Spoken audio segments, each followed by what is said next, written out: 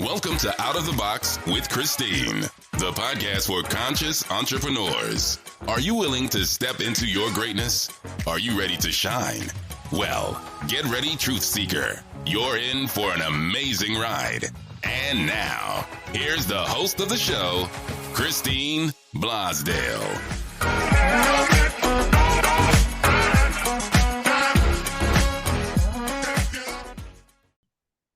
Welcome back to Out of the Box with Christine. I am your host, motivational multimedia coach, Christine Blosdale. And today I am actually very excited about today's show because my guest is Marc Joseph, who is the co-founder of babyboomer.org. And if you're a baby boomer, if you're a Gen Xer, this is definitely for you.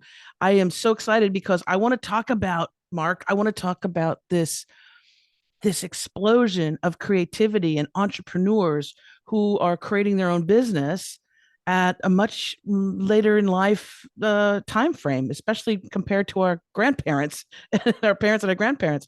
So I'm so excited to have you on Out of the Box with Christine. Welcome, Marc. Oh, so appreciate you inviting me. Thank you so much. Yes. So, I mean, I've noticed my clients, right? These are mostly predominantly women that are in their 50s, 60s, 70s. I have quite a few that are in their mid 70s, but I find that there is this explosion of talent and a resurgence of people starting their own business later in life. And I just wanted to know what your thoughts are on this and also how we can support them, because I know you're a wonderful entrepreneur yourself. Well, let's talk about the baby boomers, say just here in the USA, okay? Because it's worldwide, but I'll just kind of concentrate on the ones that are over here in the USA. And there are still 12 million baby boomers who own their own businesses. So step away from that and think about that. Those are these businesses. 12 million of them are still owned. So you've still got these active baby boomers that have these businesses. Now, you know, what's going to happen in a few years? Are they going to pass them on to their kids? They're going to sell them. They're going to stay in them. But they're there. So that's a huge number. And that's something we should think about, is why are so many of these baby boomers still entrepreneurs and owning their own businesses? I think it tends to be that at this point in life too, you know, I've done the whole thing of working for, I've worked for a company, I've worked for a nonprofit organization, I worked for others, and I did the work, you know, I did the stuff I loved, and I did the stuff I didn't love so much, you know. It was kind of like being a teenager and getting your allowance, and you have to do certain things, right? So I found myself, though, after 20 something years too, um, making a lot of money for someone else. And I was like, at some point too, I was kind of thrust into starting my own business. But I was like, you know, what if I took all that energy and my creativity and focused it on something that I really was passionate about? And that's the common denominator that I see with my clients that come to me that are in their 50s, 60s, 70s, is that they're really passionate about something and they want to share their wisdom or their expertise with the world. Whereas before they were fitting in like a cog in a machine type thing. You know, they were doing a certain thing to help a company grow or expand. And for the first time, and a lot of times the kids have, you know, they're old enough that they've left the nest, the empty nesters, so they say, but they're in a place right now where they feel that they can express themselves and can do what they're really super passionate about. And that's what I love. I mean, personally, I just love fostering that and supporting that as much as I can. Well, let's talk about small businesses and medium-sized businesses. You know, don't lose sight that 50% of them fail in the first 5 years. Okay, you know, and let's talk about why do they fail? Why do all these businesses fail in the first 5 years? Well, 42% of them fail because they don't have the right market or they don't have the right product. You know, I learned early on in my career when I was the buyer for a department store that you buy for your customers. You don't buy for yourself. You've got to be able to understand your customers. So what happens is, you know, 40% of these businesses fail because you think you've invented the greatest thing since sliced bread, but it doesn't work. There's no market out there. You haven't done your research. So that's one reason why these businesses fail. Another reason why 50% of businesses fail in the first 5 years is, 30% of them don't have enough cash. So when you think about when you're starting a business in today's world, you've got to, that you've got to have enough cash to start, as if you don't have sales for 6 months, because it takes a while to build a business. And if you don't have that and you haven't planned ahead, that's why 30% of these businesses don't make it, is because they run out of money. Another 23% fail because they have poor teamwork, or the entrepreneur doesn't communicate. So, with one of the first lessons that entrepreneurs need to learn is that you're not the expert in everything. There are some things that you just don't know about. What are you saying, Mark? So you've got to be able to find people and organizations to do things that you can't. Taking me for example, I love marketing and merchandising, but I don't like accounting. If you stick me in front of a spreadsheet for 8 hours, I will go absolutely nuts. So I've got to find someone who loves accounting, who really is passionate about that. So you've got to be able to surround yourself, as you're an entrepreneur, with people that have strengths that you do not have. So first of all, you got to admit that you don't have these strengths. That's a tough thing for an entrepreneur to do, but you've got to admit these things. And then once you do that, you've got to be able to realize that you've got to do that. Then you also have to, entrepreneurs have great ideas in their own heads, but they got to communicate it with their staff. They got to communicate it with the people that they're doing business with. And so that's why, so half of them fail. So step back a second and then say, okay, why then are all of these older people starting businesses? Well, what happens as you get older, decade after decade after decade, you get smarter because you make more mistakes and you learn from your mistakes. So you're much smarter today at 50 than you were at 20 because you've screwed up so many more times. Yep. And you learn from that stuff, and that's how you build your business. So I think that's one of the reasons that you're seeing so many older people saying, I can do this. I now have the confidence to do this because I have learned from my mistakes. Oh yeah, I think you nailed it right there. And what you said, it was so important for entrepreneurs too, and really of any age, but to know what you're good at. Like, I know what I'm good at, and I'm damn good at it. I am really good at it. I'm one of the best at it. Okay. I'm good at that. But like you said, like accounting, like, I wouldn't go and work on my car because I don't know how to do that. So delegating, and sometimes it can be hard because as entrepreneurs, we have this idea that it's just us against the world. We're just going to like work harder, and no, you need to work smarter. And a lot of times that's knowing what you're good at and what you're not good at. And if you're not good at something, to have the ability to delegate. And because I don't like it when people say, well, I feel like I'm giving up control. You're not. You're always in control of your business, but to delegate it and to do it smartly. I have one media client who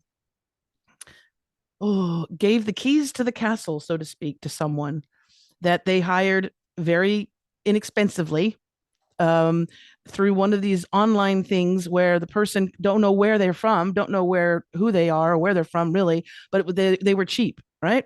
And they gave the keys to the castle for the website, for the YouTube channel, and all of this stuff. And lo and behold, after having access to that and them doing a little bit of work, this person wanted a lot more money. And my client was like, well, I don't have that kind of money. And they said, well, too bad. And they locked them out of their own website. The YouTube channel, all the videos were taken down. Lord knows if they were really malicious, what they could do. But like what I tell all of my clients, when I set them up on certain things too, when I have to set them up on software and things, I'm like, you do it with your name, your email, your password, because you need to be in control of that. Don't give the keys to the castle to someone who you don't know and who's 10 million miles away from you. Because if your business relies on a website or relies on a YouTube channel, then you can find yourself in a lot of trouble. So it's being smart in your delegation, I would say. Do your research, like you said. Oh, absolutely. You're right on with that. Yeah. And also the idea too that we at this point in our life where we have made all those mistakes, that is so important.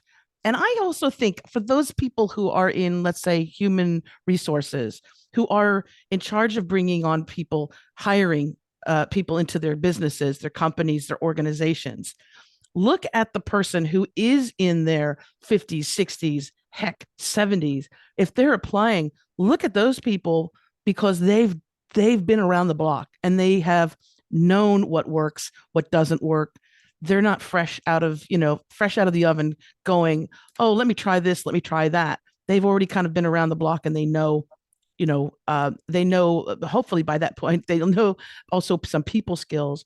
But making those mistakes early in life is really it's actually very valuable. I always say that you have to make a mistake, you have to make those mistakes and mess up in life in order to actually be a success, because nobody is perfect, and you have to learn from those instances that you have. Have you had Yeah, those? Have you had those instances? Have you had some some major life opening moments? well, you got to take a look at baby boomers today are so much younger than when their parents were. You know, Oh I yes. remember, I remember when I was, in my 40s and I was looking at my parents in their 60s, I would say, man, they are old. I'm never going to get that old. Well, now that I'm there, I say, man, I am young. Yeah, I got a lot more years left. So I think if you're hiring baby boomers, you're looking at baby boomers, they're just a whole different generation. And that's one of the reasons we started babyboomer.org, because you've got this whole vital generation that just seems to be, even though they're in their 60s and 70s, they're acting like they're in their 40s and their 50s. And so there's a real opportunity for any entrepreneur to find someone with experience who, they're not going to take over their business when they're 50 or 60 years old. They're there to add value. And so that's a good point that you brought up. And I just had a great idea too. Well, are people able to like advertise or promote their business on babyboomer.org? Because it's a great market. I mean, it's my that's my market. That is my demographic. Absolutely. I don't have 20-year-olds coming to me. They're on the TikToks. They're all good.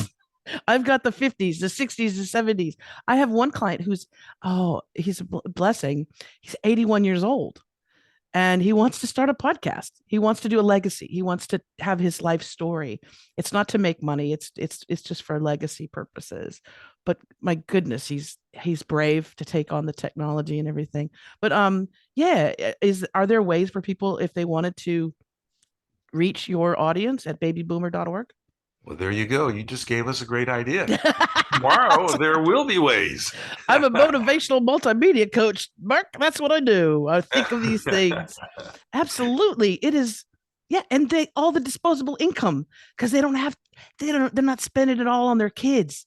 Maybe their cats or dogs, but not on the kids at the Well, moment. it's fascinating if you actually take a look at the baby boomer generation. These are people that were born between 1946 and 64. So there's 18 years. That's a I, couple I couple just snuck in generations. there. I'm in 64. I just Oh got yeah, in there. you Yes. just got Yes. in there. Yeah. So so they're currently between the age of 57 and 75, 76 shortly.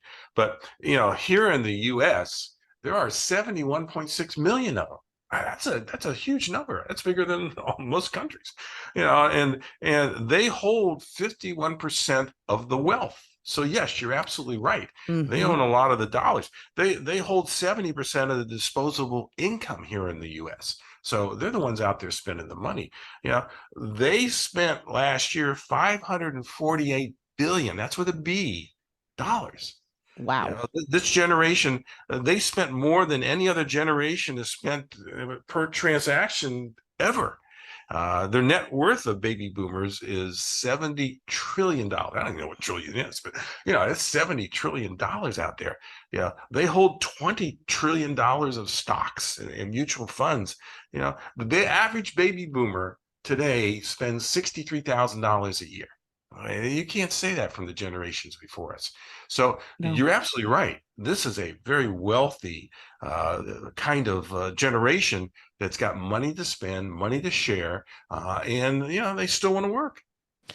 And wealthy in all aspects, I believe. Wealthy in a financially, secure, pretty much, because and they've weathered all kinds of stuff. It's like they've weathered wars, and I mean, I'm not going to say famine, but my goodness, I mean, the stock market's going up and down. Yes, war, all that stuff that's just takes such a huge hit out of humanity. But they've weathered through all that. But they also are wealthy in their knowledge. In that is something that you cannot, I was trying to say to someone, because I had a project that I was working on. And for me, it took me maybe an hour, 2 hours to complete this project. And now it's because I have 25 years experience in media behind me that I was able to do that in that time frame. Whereas someone else, it may take them a full day, to do it. But those experiences that we have make it so that we can do things in a short, concise manner and not be like all over the place. And that takes years and years of experience, developing that throughout your lifetime. So yeah, if I'm talking to those HR professionals. If you've got somebody that is interested in joining your organization or your company, and they are a baby boomer, you better get them to the top of the list, and have that conversation with them, because I think there's so much that they can offer, and there's so I much think, that they could offer the world. yeah, I think what causes a lot of that. I mean, let's not kid ourselves. The baby boomer generation is as diverse as any generation that there ever was, as far as politics and religion and morals and everything. I mean, we are extremely diverse. I mean, our parents were diverse, but our parents are the ones that went through the Depression, that went through World War II. And they became very conservative, and they raised us in a pretty conservative kind of atmosphere because they saved the world. I mean, that generation saved the world. But we're just as diverse as anything that this country has ever seen. But the one thing baby boomers have in common is the shared experience that we just went through, or everything that you just talked about over those 18 years that we were growing up. We have this shared experience. There's all kinds of things that cause this shared experience. The first thing is, when we were growing up, there were only 3 television stations. Yes. Everybody had a landline, so we had all this information, kind of all shared kind of information that we grew up with. But we were there here in the U.S. for both of the Kennedy assassinations. When Yeah. Martin Luther King was assassinated. Those are all shared experiences. We landing on the moon. I mean, we were there. We were the kids that were growing up when the landing of the moon. We were here when birth control became very widespread. I mean, that was our generation that helped make that happen. We were here for Vietnam, whether it was good or bad. We were there. We were right in the middle of it. We were here at Kent State when we lost 4 people because of Vietnam. We were here for the riots in the streets.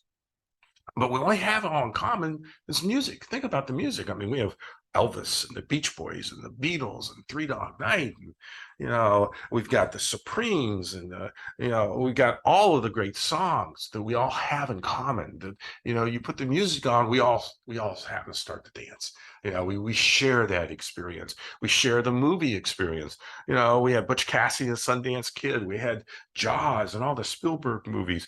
We had Animal House, Star Wars, The Godfathers. So we had all those shared experiences that kind of bring us together. And I'll say this, we did, when you talked about the music too, we had the best music. I'm sorry. you know, you cannot, no, no, no, nobody can argue the point. But we had soul music, we had R&B, we had Motown, we had Al Green, we had Marvin Gaye, we had Aretha Franklin, we had all of that. And I tried today because I'll go, because I don't want to be like my grandmother, back in my day, you know. but I'm finding myself do that. I'm like, I'm trying to listen to like stuff now, and I'm like, it's all synthesized and the lyrics are all weird. And I'm like, oh my gosh, we had the best music. I just recently had my 58th birthday, and all I wanted to do was dance. Because Ah, when I was little, that's what my mom, she would take me to this. In Los Angeles, we had a discotheque for kids. This is so LA. It was a discotheque for kids. So on a Saturday morning, you could bring your children and they could dance in a disco with the disco ball and the great music and everything. And that's all I loved doing that.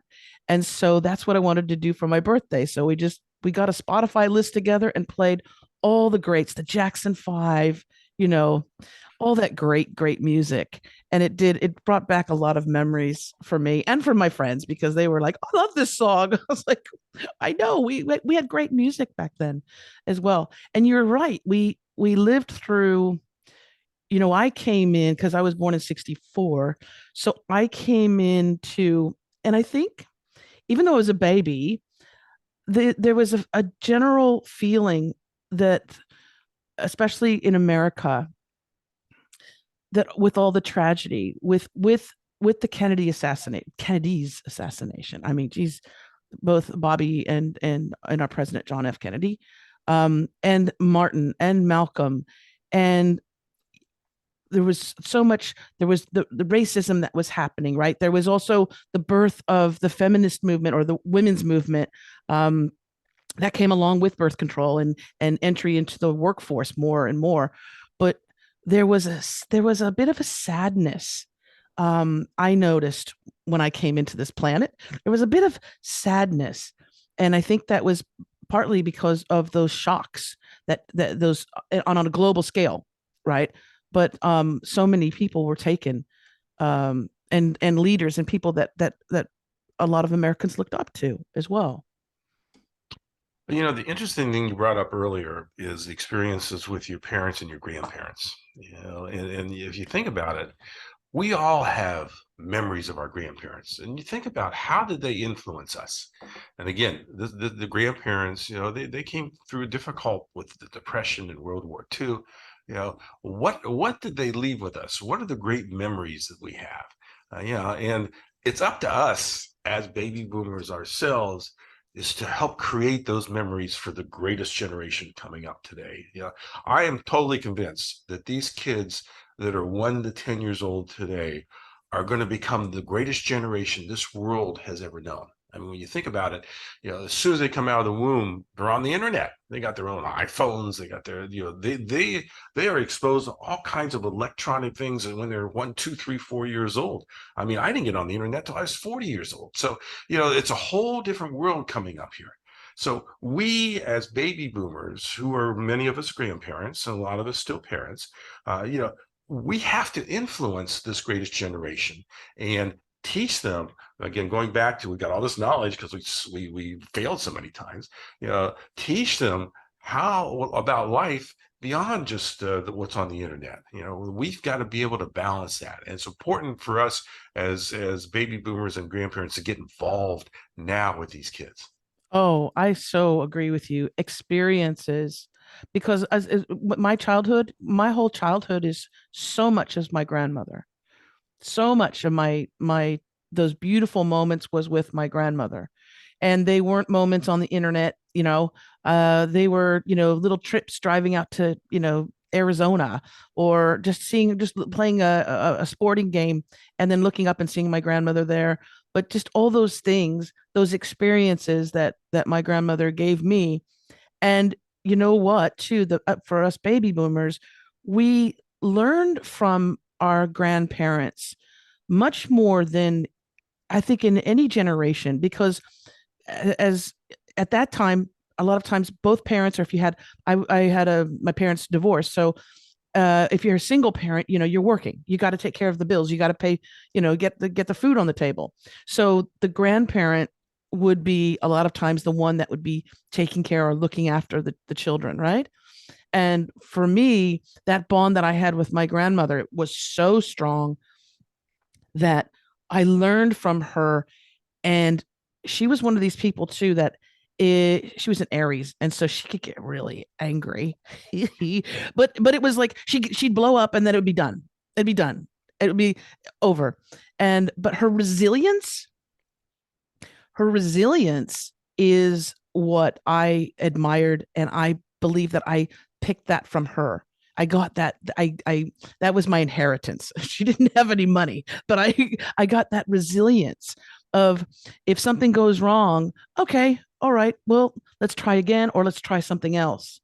And she never got knocked down long enough, even after losing children and all kinds of different tragedies and things like that.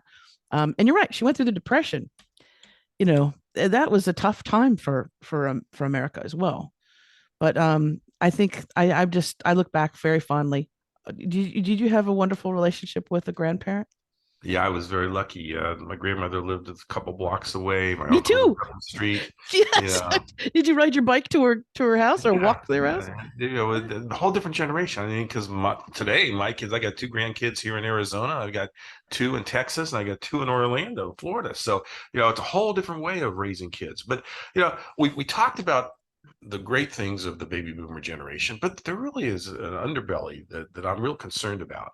And that is that 30% of grandparents today are classified as remote. In other words, they're not involved in their kids bringing up and growing up. That means that one out of every three of us, they're just not involved. I mean, they may show up for a birthday or they may go for Christmas, but they just really don't care. They figure, well, I'm a baby boomer. I raised my kids. I raised great kids. Let them take care. I got to go play pickleball.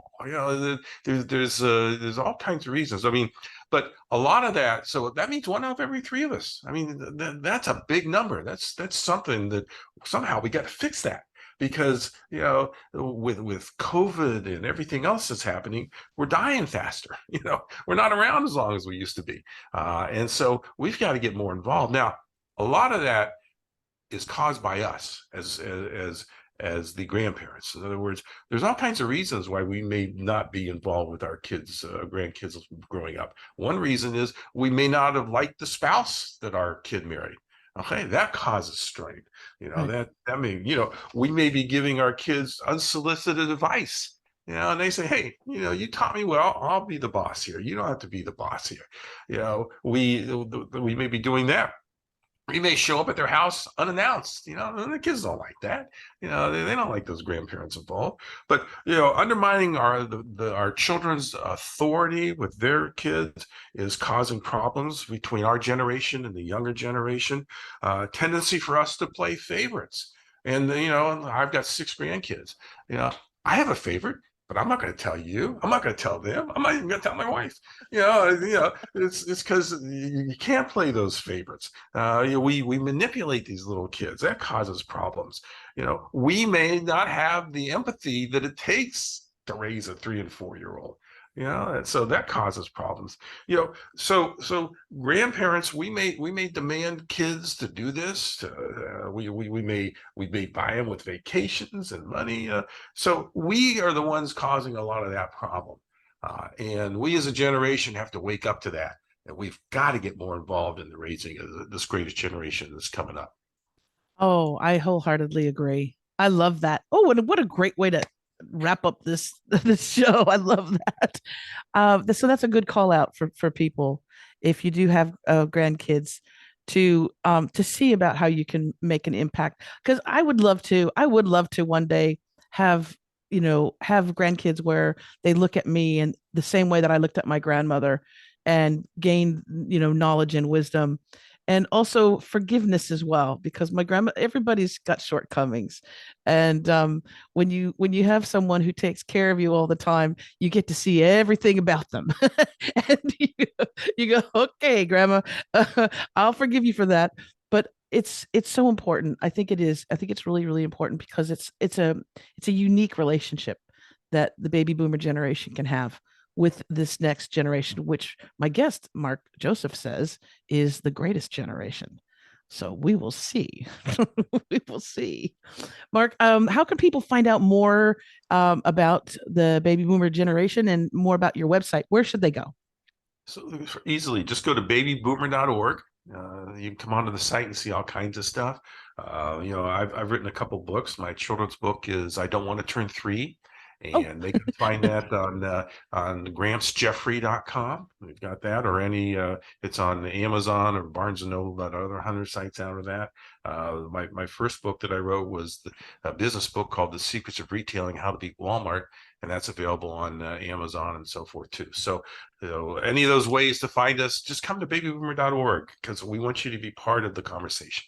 Get over there, join them, and say hi to Marc if you caught this show on YouTube or on your favorite podcast platform. Make sure that you say hi to Marc and say that you heard him on Out of the Box with Christine. That would be awesome. Thanks again, Marc, so much for reiterating to me how awesome our generation is, the baby boomers. Thank you so much. And folks, again, you can find out more by going to babyboomer.org. That's babyboomer.org. A link will be in the show notes for you. And I want to say thank you as well for tuning in today. If you want more information about the show, you can go to outoftheboxwithchristine.com. And if you want more information about me, go to christineblosdale.com. Again, all those links will be in the show notes.